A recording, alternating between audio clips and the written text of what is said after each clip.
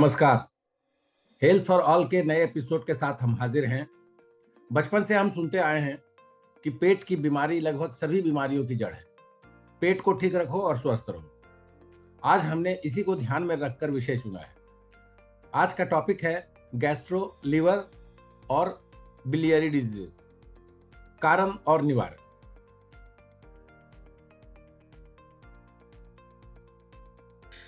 Dr. Sanjay Rai is currently professor at Center for Community Medicine, All India Institute of Medical Sciences, New Delhi.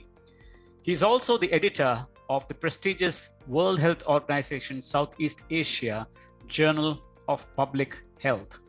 Speaking to him will be Dr. Swadeep Srivastava, one of top health communicators and the founder of Heal Foundation and Heal Health, which have been at the forefront of healthcare awareness through healthcare communication and has been instrumental in creating campaigns and platforms for healthcare improvements in India for the last 2 decades. Is looking at the COVID-19 vaccination status and the natural infection, we can say that very soon the majority of us will be getting an infection, and thus this virus will convert into endemic, says Dr. Sanjay K. Rai, he told ANI in a statement. Then WHO came out with this statement: the COVID-19 pandemic is far from over. The World Health Organization chief said, cautioning against a narrative that the fast-spreading Omicron variant is risk-free. This pandemic is nowhere near over, said Tedros Adhanom Ghebreyesus told reporters from the WHO's headquarters in Geneva. Is it contradictory, or you both are pressing on the same point in different ways? ये govern करता है कि हमारी जो है acquired immunity है कितनी sustain कर रही है. So based on the current evidences ये है कि vaccine is reducing severity and death, but was a वेनिंग of protection हो रहा है after 6 month, usually after 6 month. That's why all over world जो है they have recommended booster, right. But natural infection के बाद अभी वेनिंग नहीं हो रहा है. सो सिवियरिटी एंड डेथ जो है नेचुरल इन्फेक्शन, तो the way Omicron is infecting people all over world, not only in India. France जैसी छोटी कंट्री में रोज 5 लाख हो रहे हैं, 10 लाख यूएस में हो रहे हैं, ऑलमोस्ट पूरे वर्ल्ड में more than 30 lakh cases. So the way it's spreading very fast spread हो रहा है, तो ये लग रहा है कि majority of population will get infection. And based on the current evidences we can say that those who recovered from the COVID they are the best protected person on this earth. इसको देख के लगता है कि tomorrow infection में आकर कोई नया वेरिएंट आएगा, this is a RNA virus, mutations होते रहेंगे, बट इम्पैक्ट विल बी लो. सो अगर पब्लिक हेल्थ प्रॉब्लम नहीं रहते, जस्ट लाइक कॉमन कोल्ड अगर हो रहा है, so that is very likely कि ये जो करेगा. And based on the current evidences, death rate omicron का you can not compare with death rate of ये कि वहां उस समय 2% वैक्सीनेशन था, now it's 70% vaccination. That's why we are protected. So we are comparing apple with oranges.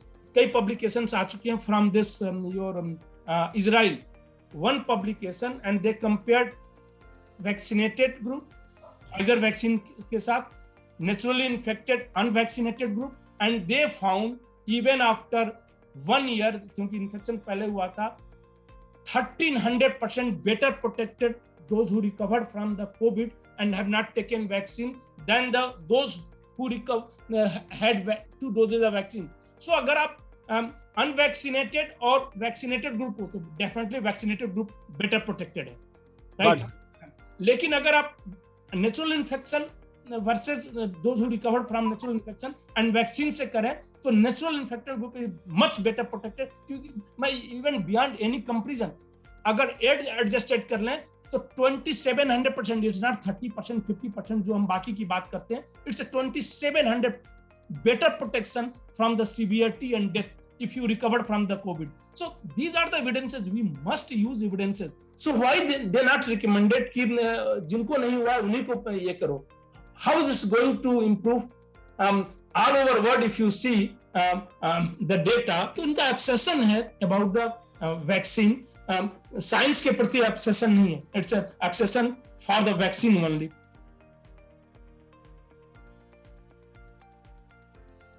The topic is gastro, liver and biliary diseases, causes and prevention. कुछ doctor कहते हैं कि जिनको गैस या पेट संबंधित कोई भी प्रॉब्लम है तो दूध या अन्य डेयरी प्रोडक्ट नहीं लेना चाहिए. कुछ डॉक्टर कहते हैं नहीं, इसमें कोई दिक्कत नहीं है। क्या करना चाहिए इसमें? देखिए, कोई भी राय जब दी जाती है तो सारी परिस्थिति समझनी पड़ती है मरीज की, उसके क्या लक्षण हैं, कब से हैं, किस बैकग्राउंड में हैं। लेकिन मोटे तौर पे मॉडर्न मेडिसिन में प्योर मिल्क, दूध को बहुत अच्छा नहीं समझा जाता है। एंड इसका जो कॉन्सेप्ट है वो है लैक्टोज इंटॉलरेंस का। तो हम लोग मोटे तौर पे राय देते हैं कि हर इंसान भोजन वही करेगा जो उसको अपने अनुभव से अनुकूल बैठता है।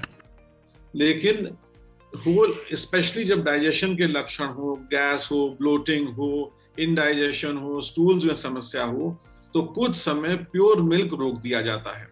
हमारे यहाँ कर्ड, दही, पनीर, इस सबको अच्छा समझा जाता है। लेकिन होल मिल्क को कई परिस्थितियों में, स्पेशली कई बड़ी आंत की बीमारियां, उसके दौरान जब वो एक्टिव होती हैं, तो कुछ समय के लिए पूरे दूध का सेवन को निश्चित रूप से रोकते हैं। तो वैसे तो परिस्थिति को पूरी तरीके से जांच करके, समझ करके राय दी जाती है। लेकिन प्योर होल मिल्क जो है, कई इंडिविजुअल्स उम्र के साथ टॉलरेट नहीं करते हैं। लेकिन उसी सांस में हम लोग ये बात भी समझाते हैं कि कई ऐसे वृद्धावस्था वाले लोग हैं जो केवल दूध के ऊपर जिंदा है। तो यदि उनको वो माफिक बैठ रहा है, टॉलरेट करते हैं, तो उसमें कोई रोकने की बात नहीं होती है। तो हर सिचुएशन को इंडिविजुअलाइज करना पड़ता है। लेकिन मॉडर्न मेडिसिन में प्योर मिल्क को लेकर के कुछ रिजर्वेशन जरूर है। लैक्टोज इंटॉलरेंस, जो होल मिल्क में प्रोटीन पाया जाता है, उससे कई इंडिविजुअल्स को सेंसिटिविटी होती है। और दूसरी बात कि उम्र के साथ मिल्क को बचाने की जो एंजाइम है, उसकी कमी शरीर में होती जाती है।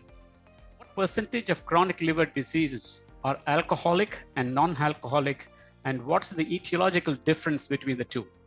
If we say that there are 5 most common causes of liver disease, if I properly say that liver disease most common causes, then most common causes are alcoholic liver disease, hepatitis C is the most common cause of liver disease, then alcoholic, then non-alcoholic fatty liver, then hepatitis B, and then autoimmune diseases. These 5 constitute the most important and most common causes of liver diseases.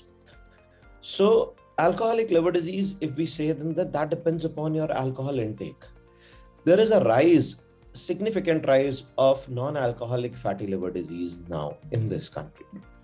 There was a recent data which was published from ILBS that they did a school survey of patients in children in New Delhi, South Delhi schools. And it was amazing to find that they found that 70% of the children in schools have non-alcoholic fatty liver disease now in South Delhi. So that's a huge number. If we talk about alcohol, then we usually say that each whiskey 30 ml is equivalent to 10 grams of alcohol.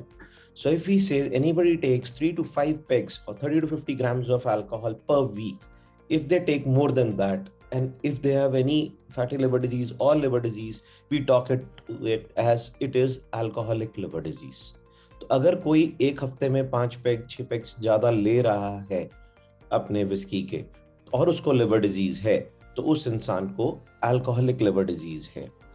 Doctor साहब, एक चीज देखा गया है, Covid infection के बाद बहुत लोगों में लिवर इन्फेक्शन की शिकायत आती है। जीजीटीपी बढ़ गया या एलटी रेशियो बढ़ गया, इस तरह के कई समस्याएं आती है।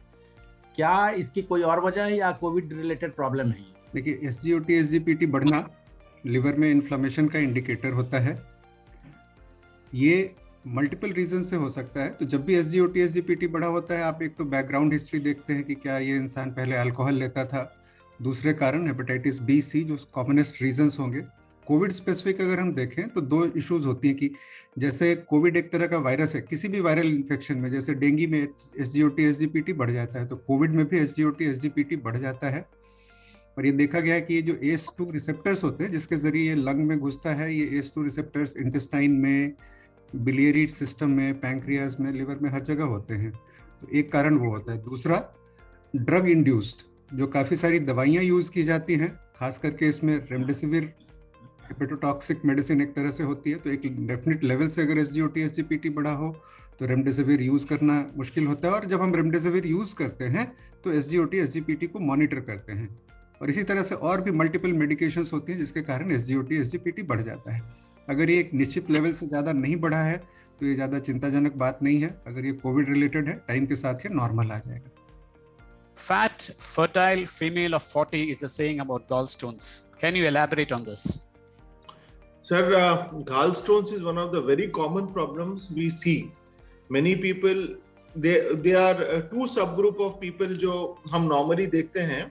एक सबग्रुप वो होता है कि भाई उन्होंने गए अल्ट्रासाउंड कराने और उनको स्टोन मिल गया, they come to us without any symptoms. Second group is that patient जिनको severe pain होता है and they come to us with the symptomatic gallstones. Now the approach इसका जो gallstone का है, जो हम मतलब आप जो मैनेजमेंट लेके चलते हैं कि अगर पेशेंट को दर्द हो गया तो उसमें तो हम डायरेक्ट एडवाइस करते हैं कि भाई आप गाल ब्लैडर सर्जरी कराइए। आजकल तो it's laparoscopic surgery called laparoscopic cholecystectomy, जिसमें हम गाल ब्लैडर निकाल देते हैं। बट द मेजर दूसरा ग्रुप रहता है जिसको एसिम्प्टोमेटिक होता है। ये इसमें क्या है कि the group of thought is different in north and south, because north में there is an increased incidence of gallbladder cancer, so there are more aggressive. In South India we see a little less incidence of जो gallbladder का cancer है, so we keep these patients under follow up. So हमारा जो approach रहता है, I agree with those three are the risk factors for gallbladder, मगर जो हमारा management रहता है mainly जो हमारे symptoms पे रहता है। ये जैसा अभी सर फर्स्ट क्वेश्चन पूछा था कि भाई किसी को इतना सिवियर पेन होता है कि उसको चक्कर आके गिर जा रहा है, ऐसे पेन में हम कभी गाल ब्लैडर में जो होता है it's a very severe pain जो यूजुअली रात में आता है, 2-3 बजे 2 से 3 घंटे लगता है, नॉर्मली फैटी फूड से आता है, और ये पेशेंट्स को रात में इंजेक्शन या they have to take some medication. तो ऐसे जब सिम्टम्स आते हैं गाल ब्लैडर स्टोन में, तो then you will have to go for a surgical outcome. What are the chronic liver diseases that can be effectively treated with liver transplant, and what is the success rate? Sir, all liver diseases can be treated with liver transplant. See, you have a chronic का मतलब पुरानी liver disease. See, understand some point that for every disease there is a compensated phase, there is a decompensated phase. हर बीमारी कोई भी चीज की हो तो पहले एक फेज है, जैसे मैं इसका एग्जांपल अपने हाथ से लेता हूँ कि मेरा हाथ आग में गया तो सूजेगा, ठीक होगा तो सिकुड़ेगा. Now, even if this hand is become like this, but I'm able to write, I'm able to do my procedures, then it's not that this hand is normal. तो जब हम अल्कोहल पी के अपने लिवर को तोड़ रहे हैं, उसके अंदर थोड़ी सी फाइब्रोसिस कर रहे हैं, उसमें थोड़ा करने हैं, मैंने छोड़ दी, अब मेरी लिवर रिपोर्ट्स ठीक हो गई, तो have you become absolutely normal? No, you have damaged yourself slightly, but that liver is working well. But once you keep on doing this similar damage more and more, that becomes to that level that now I can't work. This is decompensation. So liver disease की decompensation हम तब कहते हैं जब आपको persistent jaundice रह रहा है, आपके पेट में पानी भर गया, पेट के पानी का इन्फेक्शन हो गया, आपको खून की उल्टी हो गई, या आपको इसकी वजह से किडनी का फेलियर हो गया, या आपको बेहोशी रहने लग गई, एंसेफेलोपैथी रहने लग गई.